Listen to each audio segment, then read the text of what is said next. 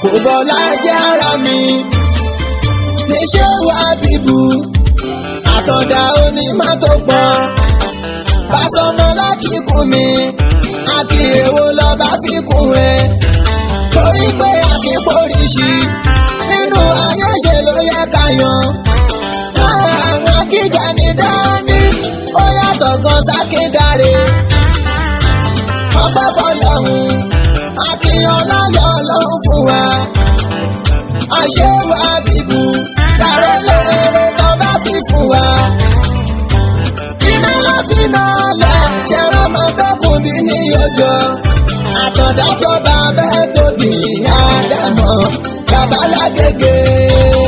mo bá ti kú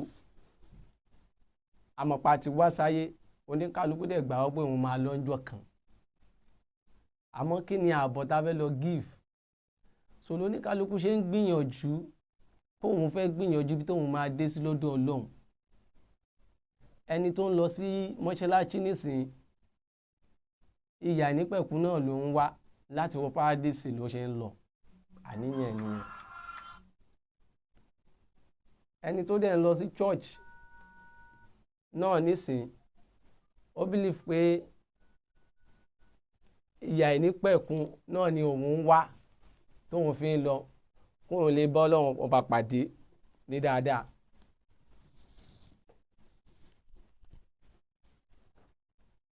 ẹni tó lọ sí ilédì gbogbo àníyàn náà ni pé kóun lè bá Ọlọ́run ọba pàdé ní dáadáa bó tilẹ̀ jẹ́ pé bó ṣe yé e mọ́ lòun bóun ṣe rò ó nìyẹn a ti wá sọ kíní di pátì pé tí ìsìláàmù ò bá ti gbèmí màá lọ sí Christianity ṣe bí ọ̀nà lòun náà tó ń já sí wípé ní àwọn àfáà míì náà tọ́rọ̀ yìí ò yé dáadáa táwọn náà nígbàgbọ́ pẹ́sìn mẹ́ta ló wà tó ń sọ lẹ́nu wọn pẹ́sìn mẹ́ta ló sọ̀kalẹ̀ láti sánmọ̀ pé ẹ̀sìn àkọ́kọ́ ìsìláàmù ẹ̀sìn ẹ̀kejì òun ni Christianity ẹ̀sìn ẹ̀kẹta wọ́n ní Judaism so tí ọmọ mùsùlùmí bá ti wá wò pé òun ti wá ìyà nípẹ̀kun lọ́nà ìsìláàmù ìyà nípẹ̀kun lòun wá right gbogbo nǹkan ò dẹ̀ lọ déédéé fóun nínú Islam jẹ́ kó òun try Christianity now á gbàbẹ̀ lọ so a ti wá sọ di pé APC PDP ó ti di party that is to say ìyà ìnípẹ̀kun náà ló sún wá dé gbogbo eléyìí ọ̀nà wọn wá là ń tọ̀ báwo la wá la ṣe máa wá bọ́lọ́run pàdé ní pẹ̀lẹ́pẹ̀lẹ́ ọ̀nà wọn wá la máa wá tọ̀ tá a fi máa rí ìyà ìnípẹ̀kun tá a fi máa rí bídé sí lọ́dọ̀ Ọlọ́run ẹ jẹ́ ká gbé sí làákàyè ẹ jẹ́ ká kọ́kọ́ wò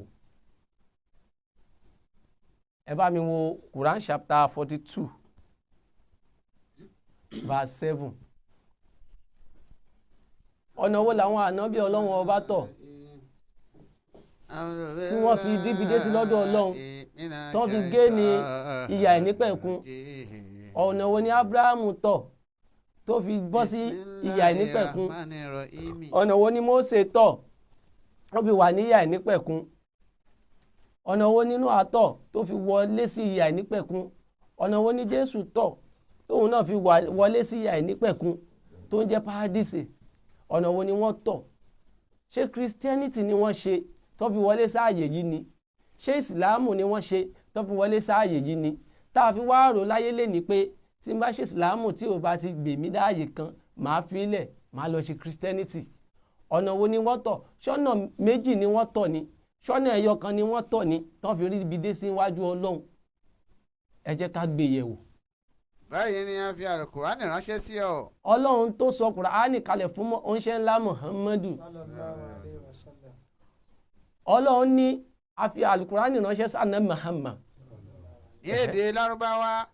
ní èdè Lárúbáwá ànábì náà dẹ̀ tún encourage wa ó ní ẹ gbọ́ Lárúbáwá nítorí nǹkan mẹ́ta ó ní èmi Muhammadu Lárúbáwá ni mí ó ní èdè tá a fi sọ Kùránì kalẹ̀ Lárúbáwá ni ó ní tààtù wá sọ lálìjánnà lárúbáwá ni ìyà ìnípẹ̀kun là ń wá yìí ànábì ní aṣọ lárúbáwá lálìjẹ́nà alayhi wa sallam.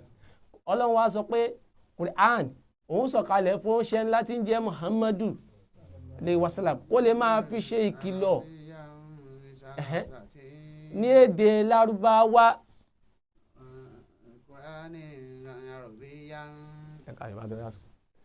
báyìí ni a fi àlùkùránì ránṣẹ́ sí ọ ní èdè lárúbáwá. báyìí la ṣe fi Kùránì ránṣẹ́ sí àná Muhammad lédè lárúbáwá tó rọ́mọ lárúbáwá ni. yóò lè máa fi ṣe kìlọ̀kìlọ̀. kó lè máa ṣàlàyé fún wa kó máa kì wá ń lọ pé tó o bá ṣe dáadáa wàá bọ́ lọ́hún ní pẹ̀lẹ́pẹ̀lẹ́ wàá wọlé sí àlípẹ̀. fún ìyà ìlú náà àti àwọn tí ó wà ní agbègbè rẹ̀. bẹ́ẹ̀ ni. kí o sì máa ṣe kìlọ̀kìlọ̀ nípa ọjọ́ àkójọ. ọlọ́run wá sọ fún àná Muhammad sallam pé kó máa jẹ́ kó yẹ wá pọ́jọ́ kan ń bọ̀ ọjọ́ yawmal qiyamah. kí o lè máa ṣe kìlọ̀kìlọ̀ nípa ọjọ́ àkójọ. kó máa kìlọ̀ fún wa pé tó o bá ṣe eré wàá bá ń bẹ̀ bó o ṣe eré wàá bá ń bẹ̀. tí kò ní sí iyèméjì nínú rẹ̀. tó jẹ́ pé kò ní sí iyèméjì kankan ní tó o bá ṣe ló máa gbà lọ́dọ̀ ọlọ́run. àwọn ìjọ kan. ọlọ́run wá ní àwọn ìjọ kan wá wà o. yóò wà ní ọgbà àlùjánà. àlùjánà la máa káwọn yẹn sí for sure. ọgbà ìdẹ̀ra. tí wọ́n á máa gbádùn bẹ́ẹ̀ ọgbà ìdẹ̀ra ni tó máa dẹ̀ wọ́n lára tó máa tù wọ́n lára tí wọ́n á máa jẹ tí wọ́n á máa mu tí wọ́n á máa gbádùn bẹ́ẹ̀. tí àwọn ìjọ kan yóò wà nínú iná tí ó ń jò fòfò. àwọn kan wá rèé ọmọ iná ni wọ́n àwọn ìjọ kejì yìí á kó wọn sí inú iná ni wọ́n máa wà wọ́n á máa gbénú ẹ̀ gbére ọlọ́run ti là wọ́n láwọn ọjọ́ kan ó máa wà àlìjẹ́nnà àwọn ọjọ́ kejì wọ́n máa wà nínú iná. inú ìjọ wo ni wọ́n wà inú ìjọ wo lèmi wà inú ìjọ wo làwa wà ẹ jẹ́ á bira wa léèrè ẹ máa bá mi ká lọ. bíbélì náà sọ̀rọ̀ Matthew chapter 7 verse 13. báyìí ni Jésù wípé. Jésù sọ̀rọ̀ pé. ẹ bá ẹnu ọ̀nà tí ó há wọlé. ó ní ẹ bá ẹnu ọ̀nà tí ó há wọlé. nítorí. sórí tó o bá fẹ́ wà àlìjẹ́nnà tó o fẹ́ bọ́ lọ́wọ́ ọba tó fẹ́ wọ paradíṣe Jésù sọ pé ẹnu ọ̀nà tó há ló máa bá wọlé o ó nira o. nítorí gbòòrò ní ẹnu ọ̀nà náà. ó ní ọ̀nà tó rí tó ṣe gbòòrò ó easy téèyàn lè gbà. àti oníbù ní ojú ọ̀nà náà. àti oníbù lójú ọ̀nà náà. tí ó lọ síbi ìparun. àwọn ọ̀nà yẹn tó easy gan tó lè ṣe bó ṣe wù ẹ́ tó lè gbábẹ́ lọ ó níyẹn ìparun ló lọ wàá rí i pé Jésù náà là ó ní ọ̀nà kan wà.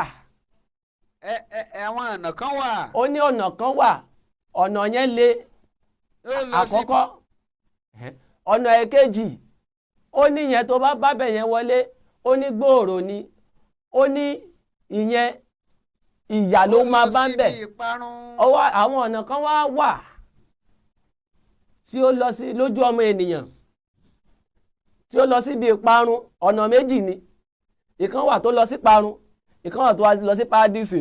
ọ̀pọ̀lọpọ̀ ni àwọn ẹni tí ń bá ibẹ̀ wọlé. ọ̀pọ̀lọpọ̀ àwọn èèyàn ló sì ń bá yìí tó rọrùn yẹn wọlé.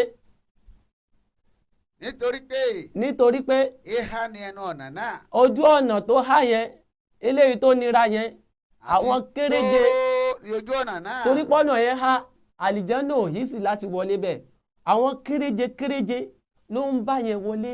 yóò lọ sí ibi ìyè. tí ó lọ síbi ìyè àìnípẹ̀kun. díẹ̀ lé àwọn ẹni tí ó ń rìn. tó ti gbọ́ kéréje làwọn tó ń rìn. ó yẹ ẹja wa gbéyẹ̀wò.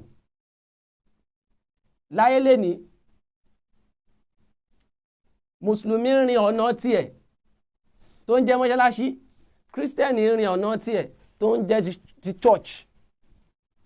báwo làwọn òjíṣẹ́ ṣe rìn? kí ni gbàgbọ́ àwọn òjíṣẹ́ lórí àwọn ọ̀nà yìí? bóò ni wọ́n ṣe rìn?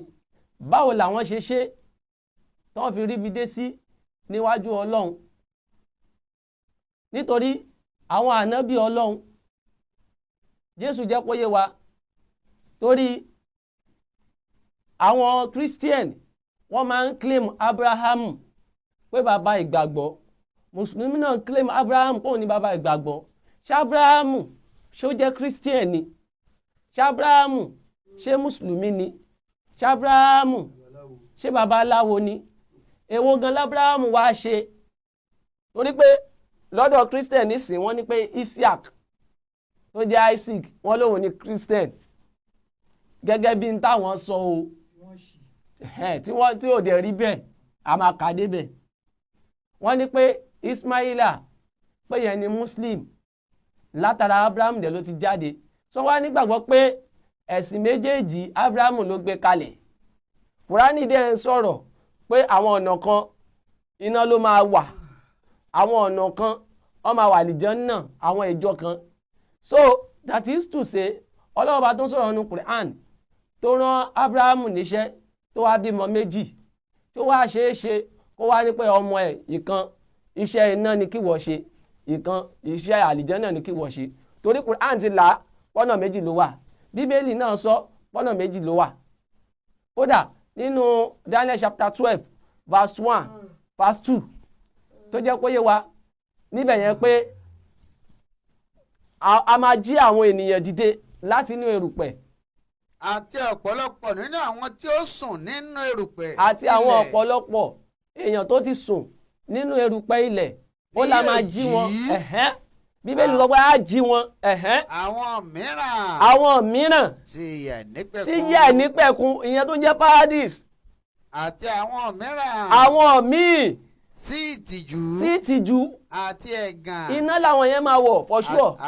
Àìnípẹ̀kun. That is to say ọ̀nà méjèèjì ọ̀nà kan ló ní láti right, ọ̀nà kejì ọ̀nà asán ló máa jẹ́ gẹ́gẹ́ bí Kùránì ṣe wí, gẹ́gẹ́ bí Bíbélì ṣe wí. So ọ̀nà méjì láti ń wò yìí. Abrahamu ni bàbá àgbàgbọ́ tá a jọ mọ̀ lọ́kàn tiẹ̀ as a Christian, bóun ló dá Christianity lẹ̀ of course. Mùsùlùmí àwa nígbàgbọ́ pé Abrahamu òun ni foundation Islam. Now ẹ wá jẹ́ ká gbé yẹ̀wò kí ló gbé Abrahamu dé àlìjánnà, kí ló ṣe tó fi dé àlìjánnà? Torí Jésù sọ pé Abrahamu ti wà àlìjánnà. Kí wá iṣẹ́ wo ni Abrahamu wá ṣe tó fi wà àlìjánnà? Matthew chapter 8 verse 11. Iṣẹ́ wo l'Abrahamu ṣe tó fi wà àlìjánnà? Toró máa níṣẹ́ tó máa ṣe, iṣẹ́ ló máa ṣe kó tó wà àlìjánnà. Iṣẹ́ kan iná ló máa ṣe tó máa gbé ẹ wọná. Iṣẹ́ wo l'Abrahamu ṣe tó fi wà àlìjánnà? Mo sì wí fún yín. Jésù sọ pé mo ti wí fún yín, mo sọ fún yín. Ọ̀pọ̀lọpọ̀ ènìyàn ní òtí ìlà oòrùn. Ó máa wá láti ìlà oòrùn wá àti láti ìwọ̀ oòrùn wá lọ́jọ́ kìyámọ̀ ní ẹ̀hẹ́. Tí wọ́n ó sì bá Abrahamu. Tẹ́ bá wá ti wá dé o, ẹni tá a pè ní bàbá àgbàgbọ́ yìí, tẹ́yìn nígbàgbọ́ sí pé òun ló dá Christianity lẹ̀, tí Mùsùlùmí nígbàgbọ́ pé òun ló dá Ìsìlámù lẹ̀. Wọ́n ó sì bá Abrahamu. Ẹ máa wá bá Abrahamu àti Isaki àti àwọn àrọ́mọdọ́mọ àti Jákọ́bù àwọn ọmọ ẹ̀ jókòó ní ilé ọba ọ̀run lọ́dọ̀ Ọlọ́run ní paradise already. That is to say ó ti wà ń bẹ̀. So ẹ máa bá Abrahamu àti àwọn àrọ́mọdọ́mọ ẹ̀ lálìjánnà.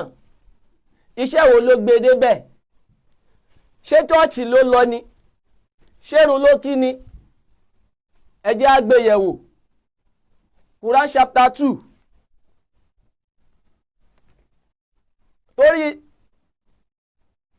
wọ́n máa ń sọ lẹ́nu wọn. Bẹ́ẹ̀ ni ẹ kọ́kọ́ bá mi Quran chapter 2 verse 111. Wa qalu la yadkhulul jannata illa man kana huda. Qalu la yadkhulul jannata illa man kana huda aw nasara. Tilka amaniyuhum. Kul hatu burhanakum in kuntum sadiqina. Wọ́n máa ń sọ lẹ́nu wọn pé ẹnìkan ò ní lè wà àlìjánnà àbí kó jẹ́ Júù. Illa man kana huda. Man kana huda. Tàbí kó jẹ́ Nàsárà. Àwọn wá sí ní Israel lẹ́nìí. Àdẹ̀ sí ní Mọ̀dínà lẹ́nìí. Nàìjíríà la wà. Àwọn wo ló wà lọ́dọ̀ tiwa? àwọn làwọn Christian àtàwọn ọ̀ṣẹ́bọ táwọn náà nígbàgbọ́ síwé tiwọn ìwé tiwọn yẹn wà láwọn fẹ́ fi pè yín wá báyìí ọlọ́wà ní kúl àtúbọ̀rẹ̀ annakum in kuntum sadiqin. àkọọ́lù láwọn yẹ́dẹ̀ wúlà lè jẹ́ nàta. wọ́n máa ń sọ lẹ́nu wọn pé a ní ẹ̀ ní wà lìjẹ́nà ẹ̀ ní wọ̀yà ìnípẹ̀kúnsẹ̀. ilà máa ń ká nàúdà àwòrán sára. pé àbí kẹ́ ẹ jẹ́ jù àbí kẹ́ ẹ jẹ́ Christian ká ló bẹ́ẹ̀ tó dáwà tá a jọ wà ń bí nìyẹn torí Christian ló máa bá ilé nì gba Jésù sáyé ẹ̀ o tó o bá ti gba Jésù lólúgbà àtolùgbàlà o lè rọ́nà lọ o òfò láyé ẹ̀ o á jẹ́ kó yẹ pé tó o bá ti gba Jésù lọ́mọ Ọlọ́run o lè rí ibi dé sí o waste ayé ẹ̀ nìyẹn o. tìlíkà àmàlẹ́ yòókùn. eléyìí náà sọ lẹ́nu tó máa ń sọ jáde cool ọlọ́wọ́ ní cool sọ pé ẹ mú ìdí ọ̀rọ̀ yín wá ẹ mú ẹ̀rí yín wá ìwọ alàgbà tó ń fojú pé mùsùlùmí ò ní wà lìjẹ́nnà wò ìwọ àfáà náà tó ń fojú pé alàgbà ò ní wà lìjẹ́nnà ọlọ́run wá through challenge ó ní ẹ mú ẹ̀rí yín wá ó sọ fún àná bí kò sọ fún wọn pé ẹ mú ẹ̀rí yín wá tó bá yẹ pé lódodo ni yín cool. in kuntum sadiqin ẹ̀rí yíyẹn lábẹ́ kẹ́ mú wá báyìí kí ni ìdí tí kírísítẹ́nì fi máa sọ pé mùsùlùmí ò ní wà lìjẹ́nnà kí ni ìdí tí mùsùlùmí fi máa sọ pé kírísítẹ́nì ò ní wà lìjẹ́nnà tàbí tí kírísítẹ́nì fi sọ pé mùsùlùmí ò ní wà lìjẹ́nnà tó fi jẹ́ pé tí wọ́n bá ti wọ àdúgbò wá bá wa adé ẹ̀rí wọn tó máa mú wá gbágáhùn gbágáhùn gbágáhùn ẹ yí padà ẹ máa gbàdúrà gbága wọn á dẹ kóòtù John 3:16 fún ẹ ẹ̀rí àkọ́kọ́ tó máa kọ́ mu wá nìyẹn nítorí Ọlọ́run fẹ́ràn aráyé tó bẹ́ẹ̀ gẹ́ nítorí pé Ọlọ́run fẹ́ràn aráyé tó bẹ́ẹ̀ gẹ́ tó fi ọmọ bíbí rẹ̀ kan ṣo fún wa tó fi ọmọ bíbí rẹ̀ kan ṣo fún ni ẹnikẹ́ni tí ó bá gbà á gbọ́ kì yóò ṣègbé ṣùgbọ́n kí ó lè ní iye àìnípẹ̀kun sórí pé wọ́n fẹ́ ẹ̀pẹ́ wọ́n fẹ́ kó wà àlìjẹ́nnà iye àìnípẹ̀kun ni wọ́n mú wá fún ẹ lọ́dọ̀ tiwọn yẹn ìgbàgbọ́ Christian nìyẹn ẹ̀rí tiwọn nìyẹn tí wọ́n mú wá fún wọn látara pé wọ́n fẹ́ jẹ́ kó wà àlìjẹ́nnà Ọlọ́run ní kán mú ẹ̀rí yín wá àní ṣé Abrahamu ṣé mùsùlùmí ni Abrahamu ṣé Christian ló ṣe tó fi wà àlìjẹ́nnà tó lóun ti wà lálìjẹ́nnà àwọn Christian náà wọ́n wá ti wá mú ẹ̀rí wọn báyìí wọ́n mẹ́rin wọn wá bá wa Ọlọ́run fẹ́ràn aráyé tó bẹ́ẹ̀ gẹ́ ó fún wa níná ó fún wa lómi ìgbà tó wá tún wá nífẹ̀ẹ́ wa pátápátá ọmọ bíbí ẹyọ kan ṣoṣo ló tún wá fún wa tó ń jẹ́ Jésù pé táwa bá ti gbàgbọ́ pé Jésù lọ́mọ Ọlọ́run ẹ wà àlìjẹ́nnà ìfẹ́ yẹn pọ̀ gan abẹ́ rí ìyẹn ni wọ́n preach fáwa Muslim àwa náà wá ka Kùránì wa gbàtà ka Kùránì wa Quran chapter 3 verse 85 ọlọ́ni wàmà bàdà ọ̀sùnbíláì mìíràn ṣaitani rajim bismillahir rahmanir rahim ọlọ́ni wàmà yabtaghi ghayra al-islamu dinan falan yuqbala minhu wa fil akhirati minal khasirin ọlọ́ni. àgọ́lù wàmà yabtaghi ghayra al-islamu. ọlọ́ni ẹnikẹ́ni anybody tó bá lọ wá ẹ̀sìn míì. wàmà yabtaghi ghayra al-islamu dinan. tó lọ ṣẹ̀sìn míì tí yàtọ̀ sí Islam. fàlà yọkìbalà mi ni o. Ọlọ́run ní a ò ní gbà lọ́wọ́ ẹ̀. àwọn wà fẹlẹ àkàrà tẹ mẹ́nà àlà. Ọlọ́run wá ti di jẹ́ ọ̀yá mọ́lìkì yámọ̀ Ọlọ́run ní ẹni òfò ni ó jẹ́ Ọlọ́run ní ẹni náà ni ó jẹ́ Ọlọ́run máa ṣe wá lẹ́nu náà. Kùránì sọ bẹ́ẹ̀ ẹ̀rí tiwa nìyẹn pé tó o bá ti ṣe Islam ẹni òfò ló jẹ́ o ẹni òfò ni ó jẹ́ o Kírísítẹ́nì nígbàgbọ́ pé tó o bá ti gba Jésù lọ́mọ Ọlọ́run ò ní wà àlìjẹ́nnà o ẹni òfò níwọ náà máa jẹ́ o ó máa ṣègbé ni o a sì fẹ́ ṣègbé àwa náà sì fẹ́ káwọn náà ṣègbé Abrahamu sì la pè ní bàbá àgbàgbọ́ àwa méjèèjì that is to say Abrahamu ó gbé Christianity kalẹ̀ gbẹ́rẹ́ bí ìwọ ṣe rò Abrahamu ó gbé ìsìlámù kalẹ̀ a sì fẹ́ ṣègbé now ẹ wá jẹ́ ká wò Abrahamu ti wà lálìjẹ́nnà fine àbí kí wá ní Abrahamu ṣe ẹ̀sìn wo l'Abrahamu ṣe tó fi wà àlìjẹ́nnà ẹ̀sìn wo ló ṣe ẹ̀sìn wo làwọn àrọ́mọdọ́mọ Abrahamu ṣe tó fi wà àlìjẹ́nnà torí wọ́n ń jà láyé Ábúráhámù náà tó ń fa wàhálà yìí kí àyà tó sọ̀kalẹ̀ Ọlọ́run wá ń dá padà fànábì pé Quran chapter 2 verse 140 pé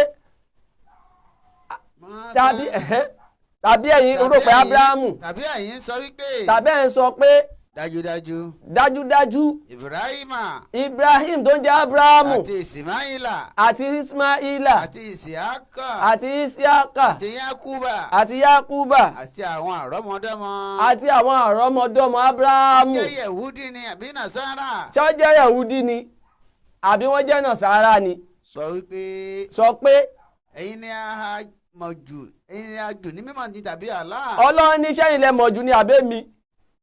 So that is to say Ábúráhámù Ọlọ́run ti tú ẹ̀ pé ṣe rò pé wọ́n jẹ́ Yahudi ni tẹ́bí sọ pé èèyàn nílé wà àlìjánnà wa qalu la yadkhulul jannata illa man kana huda how nasara tilka amaniyuhum qul antum burhanakum in kuntum sadiqin. Tẹ́bí sọ pé ẹni kò nílé wà àlìjánnà àbí kó jẹ́ Jù tàbí kó jẹ́ Christian ká ló bẹ́ẹ̀ torí Nàìjíríà la wà.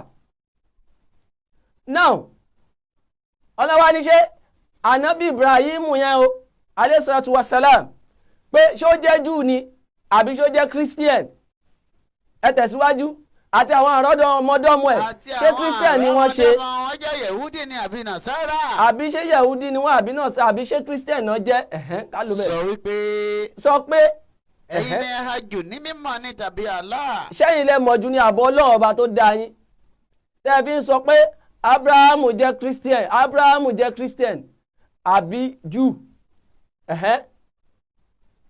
Ta ni wàá ṣe àbòsí ju ẹni tí ó fi ẹ̀rí tí ó ń bẹ lọ́dọ̀ rẹ̀ láti ọ̀dọ̀ Ọlọ́run pamọ́ lọ.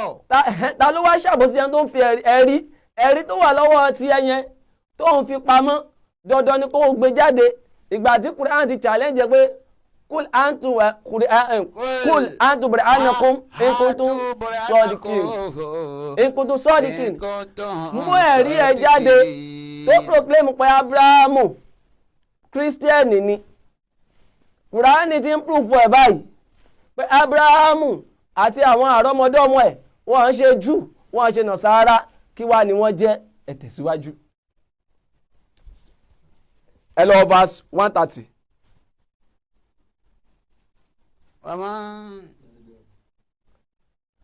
Quran chapter 2. Tani ẹni tí yóò kọ ẹ̀sìn Ibrahim sílẹ̀. Ọlọ́wà ni now anabi Ibrahim alayhi salatu wasalam tá a mọ̀ sí bàbá àgbàgbọ́ Kùránì wá sọ̀rọ̀ pé ta lẹni tó fẹ́ kọ ẹ̀sìn anabi Ibrahim sílẹ̀ nínú yín. Àyàfi ẹni tí ó gọ ẹ̀mí ara rẹ̀ sí. Ẹni tó ń gọ ẹ̀mí ara rẹ̀ sí. Dájúdájú. Àṣà lẹ́ṣà ní ayé yìí. Ọlọ́run la àṣà náà bí Ibrahim lẹ́ṣà láyé. Àti ní ọ̀run. Àti lọ́run tó ló ti wà lálìjánnà. Òun yóò sì wà nínú àwọn ẹni mímọ́. That is to say ó ti wà lálìjánnà torí látẹnu Jésù òun jẹ́ ká mọ̀ pé ni mímọ́ ni Ábúráhámù àtàwọn àrọ́mọdọ́mọ ti wà lálìjánnà nínú Matthew chapter 8 verse 11 yẹn pé gbogbo èèyàn tó bá láti ìlà oòrùn láti ìwọ̀ oòrùn tó bá jọmọ àlìjánnà wàá máa wá Ábúráhámù báyìí bó ti wà lálìjánnà láwọn àrọ́mọdọ́mọ ẹ̀ kí wá ni wọ́n ṣe. Kùránì wá sọ pé ìwọ tó bá fẹ́ fi ẹ̀sìn Ábúráhámù sílẹ̀ àfiwọ́ tó yẹ pọ́rọ̀ òye ẹ dáadáa. Bẹ́ẹ̀ ni ẹ̀sìn ànábì Ibrahim Ọlọ́run wá ní ṣó ta ló fẹ́ fi ẹ̀sìn ẹ̀ sílẹ̀.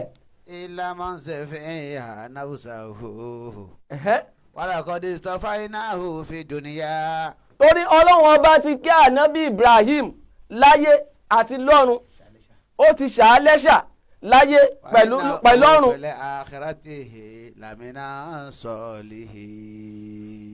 Tó ń já sí wípé ní Ábúráhámù Kùránì ti ń júwe bó ṣe jẹ́ fún wa.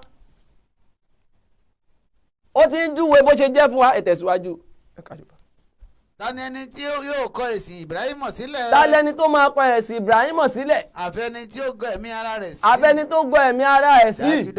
Dájúdájú. Aṣàlẹ́ṣà ní ayé. Aṣàlẹ́ṣà láyé yìí. Àti ní ọ̀run. Àti lọ́run. Òun yóò wà nínú àwọn ẹni mímọ́. Àwa wà ẹni mímọ́ ni ànábì Ibrahim jẹ́. That is to say ànábì Ibrahim ò lè júwe ọ̀nà parun fún ẹ.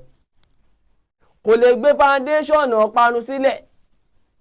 Àní kí ni ẹ̀sìn Ábúráhámù kí ló ṣe tó fi wà lálìjẹ́nnà? Kí ni ìwọ ń ṣe lénìí tó ṣe tó rò pé ó máa gbé ẹ dé ìyà ìnípẹ̀kun? Kí ló máa wá jèrè ìjẹ ẹ lọ́la tó bá wá kú tán? Torí o fẹ́ wà ìyà ìnípẹ̀kun, fẹ́ wọ paradise àbí? Iṣẹ́ ló máa ṣe. Ẹ bá máa wọ náà iṣẹ́ ló máa ṣe. Aláwọn ọ̀nà kan wà tó dàbí ẹni pé ó dára lójú ọmọ ènìyàn, ṣùgbọ́n ìgbẹ̀yìn rẹ̀ ìparun ni. Àwọn ọ̀nà tí wọ́n rò pé ó ń tọ̀ yẹn, tó rò pé ó wà òkè, ó kọ́lé, ó bímọ, ó ṣe gbogbo ẹ̀, ó fẹ́ yàwó, business yẹn ń lọ, everything lọ fine, ó rò pé ó dá lójú ẹni, bẹ̀ ìparun ni. Ọ̀nà méjì dẹ̀ ni. So Ábúráhámù kí wá ló ṣe? Ẹ̀sìn wo ló ṣe? Ẹ tẹ̀síwájú pẹ̀lú àwọn àrọ́mọdọ́mọ ẹ̀. nígbà tó lówó rẹ̀ sì fún wọn pé. Ọlọ́run sọ fún Ábúráhámù pé ju ara rẹ̀ sílẹ̀. ju ara ẹ̀ sílẹ̀. Ó sì dáhùn wípé. Ó wá dá Ọlọ́run ọba lóhùn pé. Èmi ju ara mi sílẹ̀ fún Olúwa gbogbo ẹ̀dá. Ó wà submissive. Ó sọ̀rọ̀ nígbà fún Ọlọ́run ọba tó dáa. Ibrahima sì ń sọ àsọtẹ́lẹ̀ fún àwọn ọmọ rẹ̀. Ó wá ń sọ àwọn àsọtẹ́lẹ̀ fún àwọn ọmọ ẹ̀. Ó ń sọ fún wọn pé ẹ̀yin ọmọ mi o, ẹ tẹ̀lé tọlọ́run o. náà pẹ̀lú. Ó wí pé. Ó wá ń sọ pé ẹ̀yin ọmọ mi. gbogbo ẹ̀yin ọmọ mi yìí. dájúdájú. Allah ti ṣe ẹ̀sìn kan lẹ́ṣà fún yín. Ọlọ́run ọba ti gbẹ́sìn kan kalẹ̀ tó ti ṣà lẹ́ṣà fún yín. nítorí náà. ẹ má ṣe kú. àṣàfi kí ẹ jẹ́ mùsùlùmí.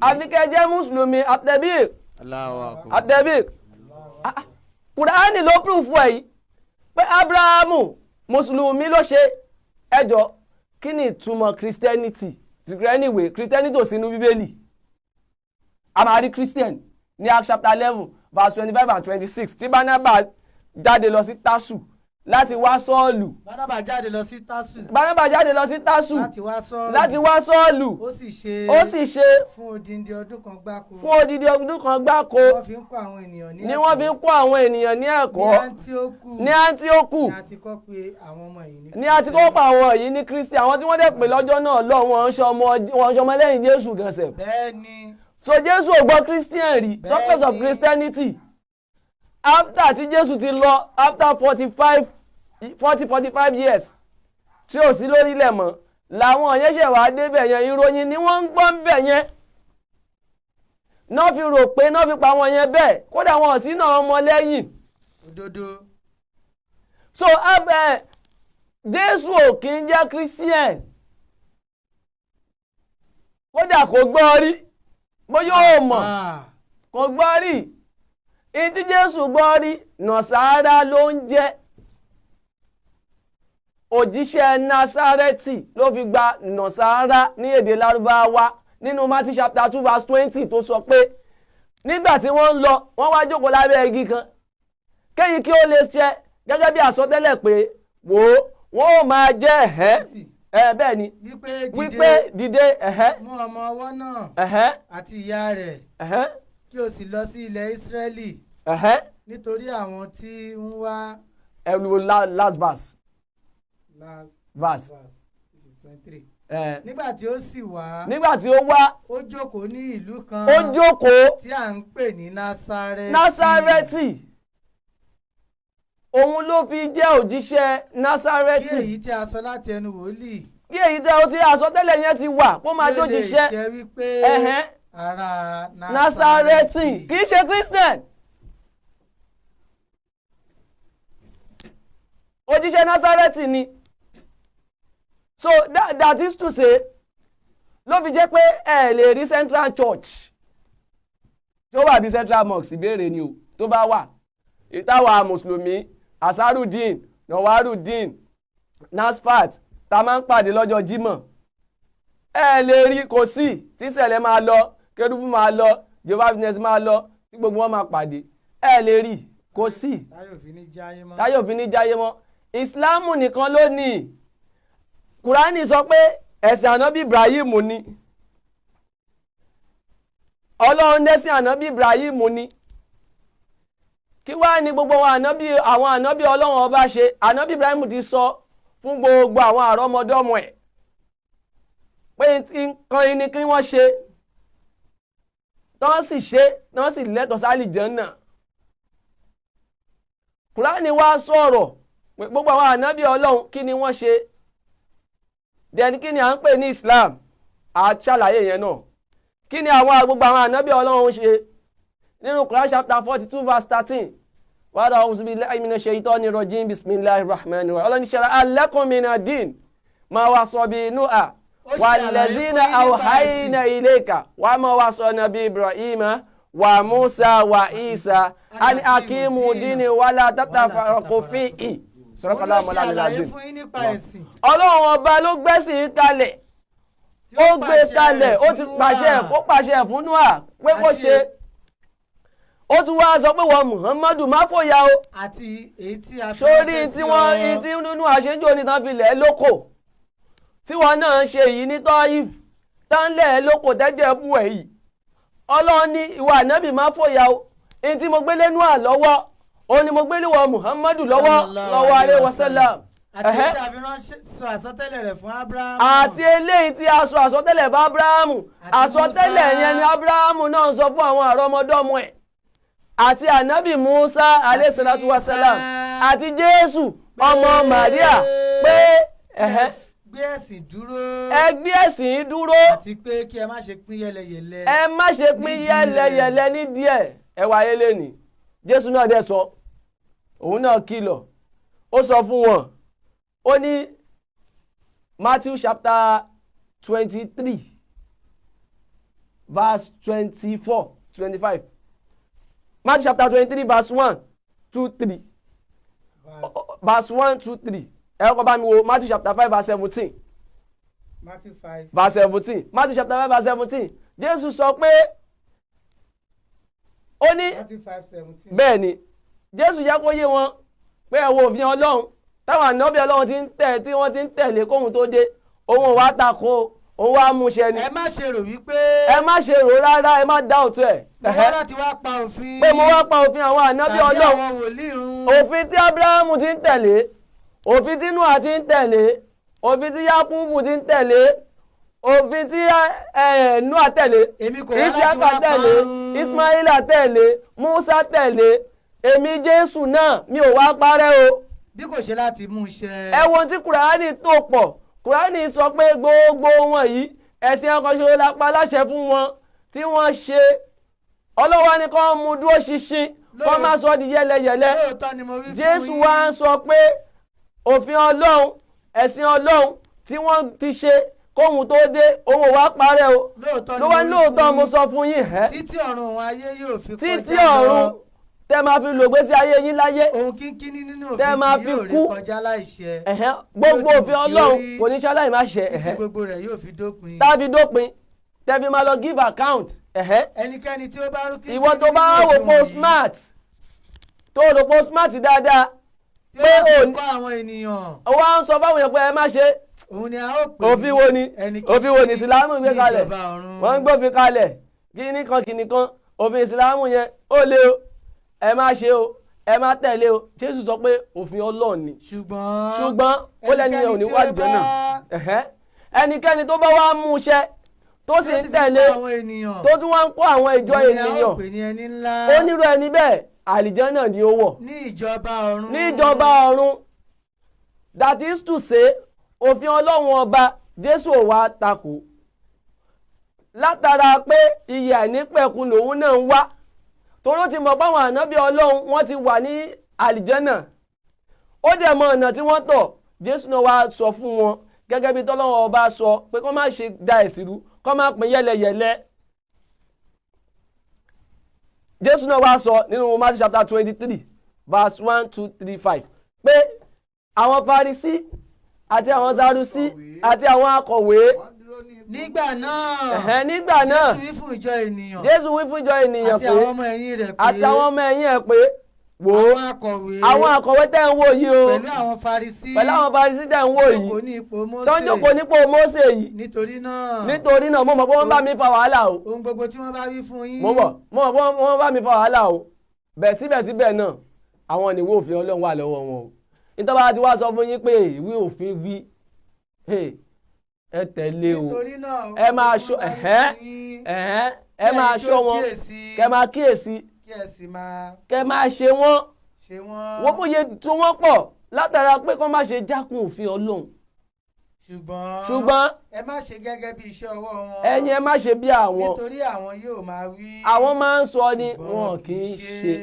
ọ̀rọ̀ yẹn náà jáde nínú Quran chapter 2 verse 45 or 44. Ọlọ́ni àwọn èèyàn kan wà wọ́n máa pòrò àwọn èèyàn síbi iṣẹ́ dáadáa. Bẹ́ẹ̀ni wọ́n máa pòrò àwọn èèyàn wọ́n máa pè yẹn ẹ wá ṣe tọ́lọ́hún ẹ wá ṣe dáadáa ẹ wá ṣe. Bẹ́ẹ̀ni wọ́n máa pè yàn sí iye oríire. Ọlọ́ni ìtàwọn ń pè yàn sí àwọn gan òṣè wọ́n lọ́jọ́ ìnílà àkáyè ni.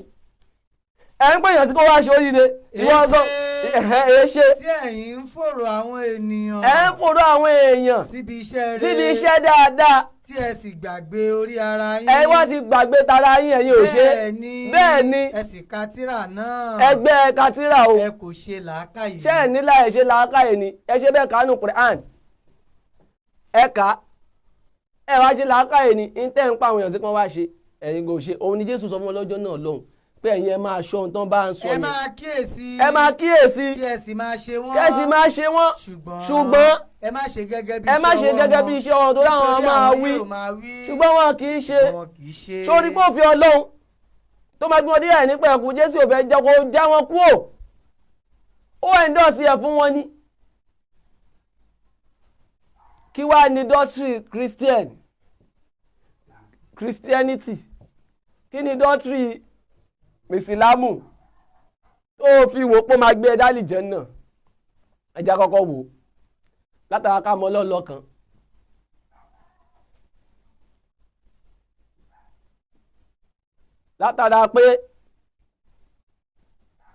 látara pé ká mọ Ọlọ́run lọ́kan ká wo doctrine yẹn ká kọ́kọ́ gbé yẹn yẹ̀wò lọ́dọ̀ Christian àwọn á ní Jesus, you are mighty God, la, you are mighty. Jesus, you are mighty God. You are mighty God. Heaven and earth bow before you. You are mighty God. Ṣé Jésù lọ́lọ́run? Ṣé Jésù lọ́lọ́run ṣá? Ẹ wo doctrine yẹn. Toro ní ṣẹ́ta Abrahamu ṣe tó fi wà àlìjànnà tí Jésù ẹ̀ ń kọ́ ń bá àmọ́ ẹ̀. Ẹ wá ń pe Jésù ní mighty God. Ṣé bẹ́ẹ̀ ló ṣe rí? Ta lọ lọ́hùn. 2 Samuel chapter 32 verse 22. Ìjẹ́ta ni Olúwa. Ìjẹ́ta ni Olúwa. Bẹ́ẹ̀ ni. Bí kò ṣe Ọlọ́run. Ọlọ́run ni. Tí ò pé méjì, tí ò sì ní pé méjì lọ́la, kò pé lénìí, kò sì ní pé méjì lọ́la. Jésù kì í máa jẹ́ mighty God. Rubbish word. How come? Bó ló ṣe máa jẹ́ bẹ́ẹ̀? Arákùnrin kan wá tọ̀ Jésù wá níjọ́ kan. Ẹ máa wo doctrine Christianity o. Ẹ wo doctrine Jésù o. Ok, àmẹ́ni tó wà ní ọ̀nà ìyà ní pẹ̀kúṣá. Arákùnrin kan wá tọ̀ Jésù wá níjọ́ kan. Mark chapter 12 verse 28. Arákùnrin tó tọ̀ Jésù wá níjọ́ yẹn. Ó wá bá Jésù léèrè nígbà tó gbọ́ bí wọ́n ti ń bèrè àwọn léèrè ọ̀rọ̀. Ọ̀kan nínú àwọn akọ̀wé tọ̀ ó wá tọ̀ wọ́n wá lẹ́yìn. Nígbà tí ó gbọ́ bí wọ́n ti. Ó ti ń gbọ́ bọ́yẹn bèrè àwọn léèrè tí Jésù ń dá wọn lóhùn rere. Ó wá ó wá bá Jésù pé gbà Jésù. Èwo ni èkíní nínú gbogbo òfin. Èwo gan ni èkíní nínú gbogbo òfin. Jésù dáhùn wí fún un wípé. Jésù wá dá lóhùn pé èkíní nínú gbogbo òfin. Èkíní nínú gbogbo òfin. Gbọ́ Ísírẹ́lì. Olúwa. Ọlọ́run wa. Ẹ jọ̀ọ́ torí Ọlọ́run. Ṣé ẹ kí n ka Báíbù ni? Ó sú mi o. Ṣé Bíbélì ẹ̀ náà? Èyí tó sọ yìí ni Mósè sọ Deuteronomy chapter 6 verse 4 gbọ́ Ísírẹ́lì. Olúwa Ọlọ́run wa Olúwa kan Jésù jẹ́ wá jẹ́ mighty God. Ó sú èmi o. Ṣé n ka Báíbù ni?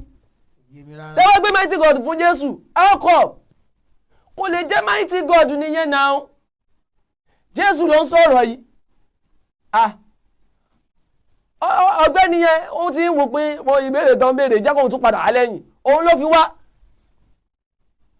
Jésù jẹ́ dá lóhùn pé Ọlọ́run nìkan lọ́lọ́run ọlọ́run nìkan lọ́lọ́run pé la ilaha illallah lẹ́yìn ọlọ́run ni kò sí nǹkan míì mọ́ yàtọ̀ sọ́lọ́run. àìnípẹ̀kun náà ni èyí. John chapter 17 verse 3 Jésù wá ní gbàtọ́ wọn bá ó tún wá jẹ́ kó yé wọn gbàtọ́rọ̀ òun tọ́lọ̀ yẹn ò yé wọn torí oríṣiríṣi ni wọ́n pe Jésù wọ́n pe lọ́lọ́run wọ́n pe lọ́mọ ọlọ́run ó wá jẹ́ kó yé wọn pé ìyà àìnípẹ̀kun náà ni èyí kẹ́ ẹ lè mọ̀ tó bá fẹ́ wà ní Jánnà tó bá ti pe ọlọ́run tó bá ti pe Jésù lọ́lọ́run tó ti pe ní mighty God Jésù sọ pé o lè rálì Jánnà dé sí pé tó bá fẹ́ wọ ìyà àìnípẹ̀kun kí ẹ sì lè gbàgbọ́ kẹ́ ẹ lè gbàgbọ́ pé Jésù pé ọlọ́run ìyà nípẹ̀kun náà ní òní kí wọ́n kí ó lè mọ̀ kán sì lè yé yín pé kẹ́sì lè gbàgbọ́ pé ìwọ nìkan ni ọlọ́run òtítọ́ ilọ́lá àti Jésù ìránṣẹ́ ọlọ́run fakọ́t tó tán ìránṣẹ́ ọlọ́run ni Jésù sọ lẹ́nu ẹ̀ pé ìránṣẹ́ ọlọ́run lòun ẹ̀yin fárígá ẹni mighty God ni ẹjọ́ sójọ́ lọ nìyẹn tó ti rí pé ìwọ tó pèrè ní Christian gbogbo yẹ fail àní Jésù kò dá Christianity mọ̀ kò gbọ́ rí pàápàá lọ́rọ̀ yín ò fi lè jọra wọn ọ̀rọ̀ Christian àti ọ̀rọ̀ Jésù báyìí ló ṣe rí díẹ̀ tún jù mí sí ẹ mùsùlùmí nígbàgbọ́ pọ́kàn ṣòro ọlọ́run sọ fún ànábì Quran chapter 46 verse 9 ọlọ́ni kúl man kuntum bídí amina rasul ọlọ́ni sọ pé man kuntum bídí amina rasul. ìwọ ò kì í ṣe aládàáda lẹ́nu àwọn òjíṣẹ́ torí pé aná Muhammad sasala ní tí Mósè sọ yìí tí Jésù sọ yìí òun lòun náà sọ ní suratu Ikhlas pé kúlù wallahu hadu Allahu samad lam yalid wa lam yulad ọlọ́run bó bímọ ẹni bó sí bí ọlọ́run ọba ẹyọ kan ni ọba àjíronú kọ̀ sí ni ẹni kò sí bí tẹ́yìn dẹ̀ tún wá ń sọ pé ẹ máa wo dọ́tírì wọn pé ọlọ́run fẹ́ràn aráyé tó bẹ́ẹ̀ gẹ́ tó fi ọmọ bíbí rẹ̀ kan ṣoṣo fún ni another dọ́tírì wọn tún rèé o ọmọ bíbí ẹyọ kan ẹnikẹ́ni tó bá gbàgbọ́ ọmọ yìí gbọ́ kó má bàa ṣègbè àìnípẹ̀kun kó lè wà àlìjọ́ náà ẹ wá gbọ́ ṣé bẹ́ẹ̀ ló ṣe rí ṣá ọmọ ẹ̀yà kan ṣe olóòpin àbí ok no problem abatuka bíbélì Genesis chapter 6 verse 1 2 3 4 5 bíbélì tún wá ń sọ̀rọ̀ nípa àwọn ọmọ ẹ̀yà kan ṣe olóòpin ó sì ṣe nígbà tí àwọn ènìyàn sì bẹ̀rẹ̀ sí ní rẹ̀ ní orí ilẹ̀ a sì ṣí fèrèsé ọ̀run kalẹ̀ nígbà tí àwọn ọmọ Ọlọ́run sì yọjú àwọn ọmọ Ọlọ́run wá yọjú láti sánmọ̀ wọ́n ní àwọn ènìyàn tí ẹ jáde Lagos àwọn ọmọ tó yẹ kébù wọ́n sì ń fẹ́ aya fúnra wọn. àbúrọ́dù àwọn ọmọ ilé ìpọn àbọ̀lẹ̀ alẹ́ ọmú kankan àwọn ọmọ Ọlọ́run nìyẹn o millions trillions wọ́n bá bọ́ọ̀lẹ̀ wọ́n bá ń fẹ́ yàwó lọ ìyẹn dẹ̀ sọ pé nítorí pé Ọlọ́run fẹ́ràn aráyé tó bẹ́ẹ̀ gẹ́ tí ó fi ọmọ bíbí rẹ̀ kan ṣoṣo fún tó fi ọmọ bíbí ẹyọ kan ṣoṣo fún wa ọmọ bíbí ẹyọ kan àti ọmọ millions. ok ẹ jẹ́ àtúwò mi ẹ bá mi wo Exodus chapter 4 verse 22 ká tún wo 4 verse 22 ọmọ ẹyọ kan ló pé o ọmọ ẹyọ kan ló bí. ìwọ ó sì wí fún Fáráò pé. wàá sọ fún Fáráò pé báyìí ni Olúwa wí ọmọ mi ní Ísírẹ́lì another firstborn ẹjọ ta lójú ra wọn lórí ilẹ̀ àti Jésù. kò yé mi o. òun lè máa ju Jésù lọ àkọ́bí lélẹ́yìí o àkọ́bí ni o ẹ̀kọ́ oṣù nìyẹn pé o ilé máa ju Jésù lọ eléyìí ní láti Jésù. ká bá ibú ẹ̀ náà eléyìí jẹ́ àkọ́bí Jésù jọ́kan ṣo èwo wọ́n lẹ̀ àkọ́bí èwo ni first born èwo second born nítorí Ọlọ́run fẹ́ràn ayá tó bẹ́ẹ̀ gẹ́ tó fi ọmọ bíbí rẹ̀ kan ṣo fún ni ẹnikẹ́ni tó bá gbàgbọ́ kì yóò ṣègbè ṣùgbọ́n kí ó lè ní àìnípẹ̀kúta ló ń sọ̀rọ̀ yẹn ṣé Ọlọ́run ló sọ ni ṣé Jésù ló sọ ni torí pé ó ti ń takora wọn jẹ́jẹ́ kákọ́kọ́ máa mú àwọn analysis tó wà lórí ẹ̀wà náà kí ni mission tó fi sọ ó pọn Jésù lé ju bó ṣe yẹ lọ ni etí Jésù ò jẹ́ òun ló ń pè ó pọn lé jù lọ ni ọmọ ọ̀dọ̀ dẹ̀ ní mọ̀ tó ọ̀gá ẹ̀ so tábà tún wá lọ wo Psalm 2:7 èmi ó ròyìn ìpinnu Olúwa ó ti wí fún èmi Dáfídì pé ìwọ ni ọmọ mi lónìí ni mo bí ọ ìjọ mẹ́jọ nìkú mọ́ á jẹ ráìsì ẹ dákun ẹ pọ́ àga wa tó bá dijọ́ mẹ́jọ next week Tuesday á jẹ ráìsì àbùkà èmi láìkó oúnjẹ kó mọ́ pọ̀ Bíbélì tún bímọ mi ẹ wá dúró ọmọ bóyá pọ̀ ẹ lè wá ní Ọlọ́run fẹ́ràn aráyé tó bẹ́ẹ̀ gẹ́ tó fi ọmọ bíbí rẹ̀ kan ṣo fún ni ẹnikẹ́ni tó bá gbà wọ́n kì yóò ṣègbè ṣùgbọ́n kí ó lè ní ìyà ẹ̀ ní pẹ̀kun jọ ọmọ di mélòó ọmọ bíbí ti yapa ó ti yapa báyìí bẹ̀tẹ́ni tó sọ̀rọ̀ yìí kí ni mission ni ó fẹ́ káyé gbàgbọ́ pé Jésù lọ́mọ Ọlọ́run ni nínú John chapter 20 verse 30 tó sọ pé ọ̀pọ̀lọpọ̀ mìíràn ni Jésù ṣe John chapter 20 verse 30 ọ̀pọ̀lọpọ̀ mìíràn iṣẹ́ àmì mìíràn bẹ́ẹ̀ ni Jésù ṣe bẹ́ẹ̀ ni tí àwa kò kọ sínú ìwé yìí tá a kọ sínú ìwé yìí ṣùgbọ́n ìwọ̀nyí ni a kọ àwọn nǹkan yìí la kọ kẹ́yìn Christian kẹ́yìn lè gbàgbọ́ pé Jésù ni Kristi náà ọmọ Ọlọ́run ló ṣe kọ́ bẹ́ẹ̀ ẹ̀ jára yín gbàtẹ́ kára ibù kárí ìbàjì for donkey years ló ní lọ ṣọ́ọ̀ṣì bóyá ló ka rẹ̀ rí o kárí náà ọmọ làbáìkà ló ń jẹ́ ẹ̀sìn read your Bible man so kò lè jọ́ máa lọ́hùn lámù yẹ́lídìwá lámù yúlad Ọlọ́run ò bímọ ẹnì kan sí bí ẹ jẹ́ wá ló bímọ ẹ wò gbàgbọ́ ẹ wo dọ́tù yẹn sórí pé dọ́tù yẹn tún fail ó wọ Islam Ọlọ́run kan ṣoṣo ni ẹ lè ráàfà àkọsọ ọmọ Ọlọ́run Muhammadu wàláì àgbélọ correctional center ni wọ́n á gbé gbàtí fún ni àwọn aláwọ̀ kan máa pò lẹ́yìn pé kí ni mọ̀ọ́mù sọ ó ti mú tajútajú àbọ̀lẹ̀ ni sáfù túkánù ni èyí ò lè ṣẹlẹ̀ nínú Ìsìlámù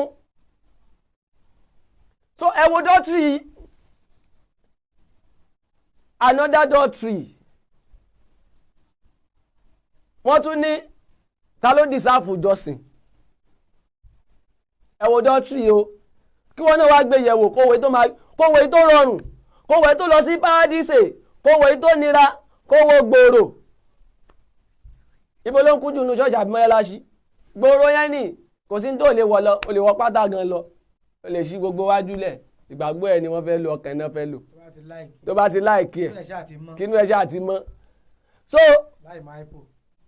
wọ́n tún revise sórí Jésù pé Jésù ní máa sìn ó yá Jésù ní máa sìn ó ọ̀pọ̀ ènìyàn ló wí pé ta lọ Ọlọ́run mi Jésù dá mi lọ́lá òun náà máa sìn wọ́n ní lẹ́yìn Jésù kò sẹ́nìkan o ọba mímọ́ lọ́ba tí wọ́n sìn lẹ́yìn Jésù kò sẹ́nìkan o ayérayé alágbára ọmọ orúkọ rẹ̀ jọ ṣé Jésù ní ká sìn òun kò tí ẹ yé mi tún wo dọ́tírì ẹja tún gbé yẹ̀wò Quran chapter 17 kí ni Quran sọ verse 23 ọlọ́ni wákọ̀dọ́rọ̀ bùkà alátàbùdù ilà ìyàwó. wákọ̀dọ́rọ̀ bùkà alátàbùdù. ọlọ́ni ilà ìyàwó gbọ́dọ̀ jọ́sìn fún nǹkan kan àfẹ̀mí Ọlọ́run ẹ̀yin wá ń darí ìjọsìn lórí Jésù pé Jésù lẹ́ máa sìn òun lẹ́ máa sìn kú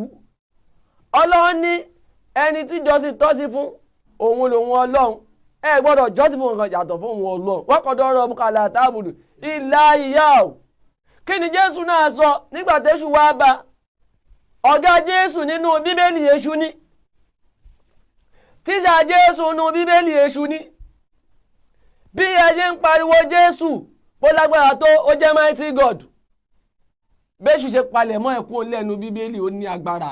Èṣù gbé Jésù lọ sí orí òkè gíga. òun ló jẹ́ kí n mọ̀ nígbà tí Jésù sọ pé òun ò lágbára o John chapter 5 verse 30 pé fúnra lára mi ò ní agbára kankan ẹjọ́ òun ló yẹ kí Èṣù palẹ̀ mọ́ nínú Bíbélì torí pọ́ lẹ́ni ṣe powerless man wọ́n gbogbo agbára gbogbo agbára Jésù lọ́wọ́ rẹ̀ ló wà kò sí lọ́wọ́ oṣó kò má sí lọ́wọ́ àjẹwò rárá gbogbo agbára hébà gbogbo agbára Jésù lọ́wọ́ rẹ̀. Jésù nírọ̀lẹ́ pa ẹ̀pàrọ̀ ọmọ mi ní John chapter 5 verse 30 pé èmi kò lè dá yóò hàn ní powerless man tí o lè dá kankan ṣe. Èṣù wà pé ọ̀lẹ́ bọ̀bọ̀ yìí first teacher Jésù nù Bíbélì bóyá palẹ̀ mọ́lẹ̀ ó ní agbára. Èṣù gbé Jésù lọ sí òkè gíga gíga. Ọlọ́run kírísítẹ́nì èṣù palẹ̀ mọ́ ìlà fẹ́ ibo ló ga jù ó bá gbé lọ orí òkè kòkó àṣù ńbàdàn. Ó sì fi gbogbo ọba ayé. ìgbùrù Jésù kòkó àṣù ló ga jù ńbàdàn ó bá gbé bẹ́ẹ̀ pé ó yá wo bí ṣọlẹ́ kó wo bí orí wàdàn tán wo bí orí wo orí gbogbo ẹ̀ káyé sí bí orí nọ́ọ̀tì orí sáùtì orí wẹ́stì. Ó sì wí fún un pé ìkẹyọ kan mo fẹ́ o. gbogbo nǹkan wọ̀nyí ni èmi yóò fi fún ọ. gbogbo nǹkan tó ń wọ ìpátápátá ni máa fi fún ẹ. bí ìwọ bá lè wólẹ̀. ìkẹyọ kan mo fẹ́. yóò sì fi orí balẹ̀ fún mi. Kan máa fi orí ẹ jọ́sìn orí tó fi ń jọ́sìn fọ́lọ́run yìí fi jọ́sìn fún mi. Nígbà náà ni Jésù wá dá lóhùn pé padà kúrò lẹ́yìn mi Sátánì. A'udhu billahi minash shaitonir rajim. Nítorí a ti kọ ìwé rẹ̀ pé màá gbọ́ wàá rí pé dọ́tírì tiẹ̀. Olúwa. Dọ́tírì tiẹ̀ àti ti Jésù wàá rí pé kò papọ̀. Tí sẹ̀rí èṣù bá dé bá wọ kí ni wọ́n máa sọ I knock you ẹ̀wẹ̀ I hook you ẹ̀wẹ̀ rabrakrabakra kí ló dé. Ó bẹ́ẹ̀ gé kí ló lé tó Jésù ní A'udhu billahi padà kúrò lẹ́yìn mi Sátánì. Padà kúrò lẹ́yìn mi Sátánì. Nítorí a ti kọ ìwé rẹ̀ pé Olúwa Ọlọ́run rẹ. Nìkan ṣoṣo ni kí wọ́n kí ó forí kanlẹ̀ fún. Ó nìkan ṣoṣo ni kí wọ́n kí ó forí kanlẹ̀ fún. Ṣó ní kí wọ́n kí ó máa sìn ẹjọ́ gbogbo Jésù ní máa sìn ó yá Jésù ní máa sìn ó. Ọ̀pọ̀ ènìyàn ló ń wí pé ta lọ Ọlọ́run mi. Jésù dá ẹ lọ́lá òun ni wá sí wọ́n ní lẹ́yìn Jésù kò sẹ́nìkan o. Ọba mímọ́ lọ́ba tí ó ń sìn. Rabba scribo scriba lẹ́yìn Jésù kò sẹ́nìkan o. Ayérayé alágbára o mo orúkọ rẹ̀ gbogbo scribebebebe ní bàbá scribaba. Kàrámọ̀ ìpọ̀ kí ló lè tó yìí lórí irọ́. Jésù ní a ti kọ̀wé ẹ̀ pé nínú Deuteronomy chapter 23 verse 1 tàti kọ̀wé ẹ̀ pé ìwọ bẹ́ẹ̀ ni ìwọ kò gbọ́dọ̀ gbé èrèkèrè kan tàbí àwòrán orun kan tí ń bẹ ní àwọ̀ sánmà tàbí 20 bẹ́ẹ̀ ni tàbí àwòrán orun kan tí ń bẹ ní ilẹ̀ tàbí èrèkèrè kan tí ń bẹ nílẹ̀ kí wọ́n kí ó máa jọ́sìn fún kí wọ́n kí ó máa forí rẹ̀ kanlẹ̀ jọ́sìn fún nítorí Ọlọ́run owú ni èmi ń ṣe òun ni Jésù kóòtì bá a ti kọ̀wé ẹ̀ bẹ́ẹ̀ bá a gbọ́dọ̀ jọ́sìn fún ọjọ́ lọ́nà wẹ́kọ̀dọ̀ ọ̀rọ̀ bukala tábùdù illa iyyahu Quran chapter 17 verse 3 Jésù tún kóòtì ẹ̀ rọ̀bùkà bá a gbọ́dọ̀ jọ́sìn fún kankan jọ lóhun ọba lọ illa iyyahu ẹ wo bẹ́ẹ̀ yẹ fèèlì ọwọ́ ewu òwò náà wò fojú ara ẹ̀ wò ṣọ́nà ìnọdí sí àìnípẹ̀kù báìbù là ń kà náà báìbù là ń kà ẹ ti fìjọ́sìn fún Jésù tún wá tún wo dọ́tírì bí sẹ̀lẹ̀ ṣe ń sin tiẹ̀ ó tún yàtọ̀ bí kérúbù ṣe ń sin tiẹ̀ ẹ̀ tí ó ti ẹ̀ ráwọn yẹn 419 ni wọ́n 419 sámsám àwọn yẹn àwọn ẹni kéwúlà ó fi wọlé kéwúlà ó fi wọlé ilé ológo ilé aláyọ̀ ó kéwúlà ó fi wọlé wọ́n ní kéwú wọlé kéwú wọlé kéwú wọlé alukuraani sọ̀kalẹ̀ kéwú gbàgbà dìdì ké bàbá fọ́nà ìsàmùsàmù ní kérúbù o lórí irọ́ wọ́n fi gbé mùsùlùmí tán pátápátá kí ló dé. Ó yá kéwú rábà square bọ́ sí mímí mílíkì àràrà ṣọ́tàn ṣé kéwú nìyẹn rábà square bàbá rábà square bòbòbò. Wọ́n fi wá wo ìjọsìn dọ́tírì ìjọsìn yẹn àwọn ọ̀nà yìí gbòòrò ní oníkálukú kan ń wọ ni ọ̀nà ìsìláàmù yìí ló lè Quran chapter 2 verse 45 Ọlọ́run ní ṣe rí ìsìláàmù yìí irun kíkítà ní kẹ́kì Ọlọ́run ló nira ṣùgbọ́n ẹ máa rọ́jú 245 sọ́gbà kọ́ra. sẹ́yìn náà bí sọ́bùrì ìwà sọ́lá. ẹ máa ṣe sùúrù níbi irun kíkí pẹ̀lú sùúrù ló níbi irun torí pé ó jẹ́ ń tó nira Kùránì sọ pé ó jẹ́ ń tó nira Bíbélì dẹ̀ sọ pé ọ̀nà méjì ló wà ọ̀nà àkọ́kọ́ ó nira nítorí gbòòrò ní ọ̀nà náà gbòòrò lọ́nà tó wá easy yẹn àti bí oníbu ní ọ̀nà náà àtọ́lé oníbu ní ojú ọ̀nà náà tó lọ bí ìparun ó sì rọrùn èèyàn púpọ̀ ní ń bá ibẹ̀ wọlé wo bá ṣe pọ̀ jọ́ọ̀jì ṣùgbọ́n ibi tó ró ní ọ̀nà náà tó ró yẹn òun lé àti ọ̀nà híhá ní ọ̀nà náà híhá ní ọ̀nà náà tí ó lọ síbi ibi ìyè paradísì ó sì nira ó nira ìwọ náà wò díẹ̀ ní ń bá ibẹ̀ wọlé. tó bá di àsùbà Allahu Akbar tó bá tiẹ̀ wà ní Mushin báyìí máa jí ẹ lọ́tún lọ́sẹ̀ ni kò sí bóyá fẹ́ sòtò mùsùlùmí in fact ó rìn ilẹ̀ Mushin ó too much a máa jí ẹ ní àfi tó bá sínú ilé ìdájí yẹn lòun ń dùn torí pé ó nira òun ni Bíbélì júwe ìlànà ọjọ́sìn yín kò papọ̀ mọ́ra wọn àwọn kan ní pé àwọn ni máa fi jóyin bàbá máa fi jóyin bàbá ògo ijó níjó ni mo fi àmọ̀ tó bá mo re àtẹ́wọ́ ni mo fi àmọ̀ tó bá mo re pa tẹ́wọ́ rẹ̀ ò kọ́rọ́ rẹ̀ lè dáyọ̀ pa tẹ́wọ́ rẹ̀ ò kọ́rọ́ rẹ̀ lè dá àwọn tó pàtẹ́wọ́ lọ́jọ́ kìíní àná nínú Bíbélì táwọn fi jọ́sìn ibo lọ̀rọ̀ wọn já sí ṣáyọ̀ ni ṣé ẹ̀gàn ni ìtìjú àìnípẹ̀kun ló já sí ni ṣé ìyà ló já sí ni àbóríire tó ń pàtẹ́wọ́ lọ́jọ́ kìíní àná kí wọ́n tó máa pa tiẹ̀ Bíbélì máa sọ̀rọ̀ kí Kùránì náà wá sọ. nítorí báyìí ni Olúwa Ọlọ́run wí. Ezekiel chapter 25 verse 6 and 7 àwọn ọmọ ọgbọ́n ṣẹ̀ṣẹ̀ mí o nígbà tí ìwọ ti ijó tó kiri ẹ̀yin náà ni wọ́n ṣe o náà fi dáná nu Bíbélì o Ezekiel chapter 25 ọmọ ìyá mi Ezekiel chapter 25 verse 6 and 7 ìtọ́ ṣe ni pé ijó náà ń jó yìí náà ọba ń jó Bíbélì ní kèsì ó ní màá na ọwọ́ mi lé ọ màá fẹ́ bá àwọn kèfèrí fún kogun èmi ó kẹ́ kúrò láàrin àwọn ènìyàn mi màá wá jẹ́ kó o ṣègbé nílẹ̀ gbogbo màá wá pa ọ́run ìwọ wa mọ̀ pé èmi ni Olúwa kí ni wọ́n ṣe ijó yìí náà ni àtẹ́wọ́ yìí náà ni bu ègún tí Bíbélì gé fún wọn Quran chapter 8 verse 35 Quran náà wá sọ pé wọn kò ṣe nǹkan kan.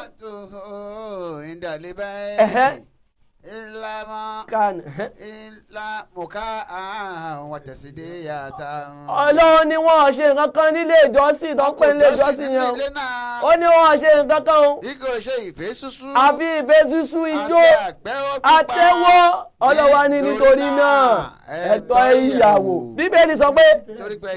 gbàgbé àwọn babalágége tàná àṣesílẹ̀ Ádámù tàná akúrí ni ó gbàgbé yẹn o kò sí inú onímọ̀ tòní tí ó ṣàǹfààní mímọ́ bàbá Ádámù.